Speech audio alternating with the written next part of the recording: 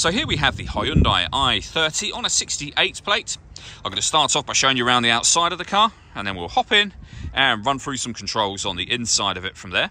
From the outside though, you can see it's a 5-door car with alloy wheels. We'll start off inside the boot first of all.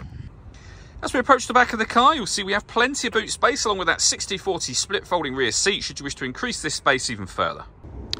Okay, so we're just going to work our way back round to the front of the car, and then we'll hop in and run through some controls on the inside of it from there. But now that we've done a full circle of it, you can see it's in lovely condition the whole way round.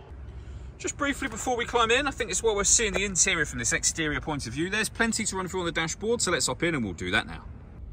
Okay, now that we're inside the car, we're going to start with the dials. On the left-hand side, we have the rev counter and coolant temperature gauge. And on the right-hand side, the speedometer and fuel gauge. In the middle, you can see the total miles. First of all, they are 55,889. Above that, we have a digital readout for the speedometer being displayed. You can change information displayed there for various bits of driving and car data, but there are other menus available to you as well. So you've got car systems and also user settings there as well. And the buttons I was using to do that are just here, along with cruise control. Over on the left-hand side, we have stereo and phone controls. The phone controls can only be used after you pair the phone to the car.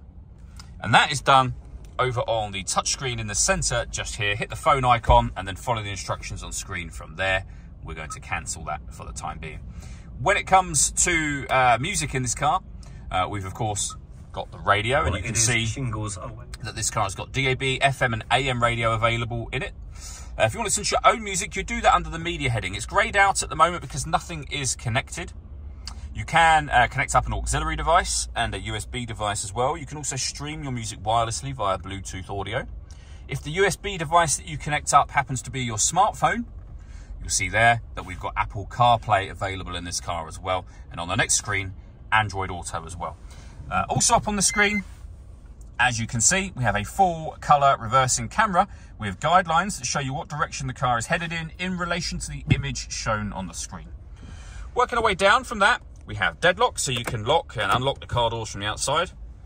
We have our fan speed for our air conditioning and temperature over on the right hand side. You can determine what direction you'd like the air to be distributed in. The air conditioning is on at the minute, so that's off. Back on again. You can recirculate the air that's in the car. That's a great way of heating it up or cooling it down quickly depending on the temperature you set here. And again, you can turn that off very easily. We've got a read air heated screen. That button will send the car's air conditioning to the front screen. We have two 12-volt charging sockets as well as the auxiliary and USB inputs I mentioned a moment ago. A 6-speed manual gearbox, and then these buttons to the left-hand side of that. So you can turn the parking sensors on and off, and this button turns off the stop and start. This car is designed to cut out when it's stationary in traffic to save you fuel. That system is now turned off. All that leaves me to say is thank you for taking the time to watch this video. If you'd like to come and see the car in person and have a test drive, please feel free to give us a call here at Mach 1 Cars. We'd love to hear from you soon.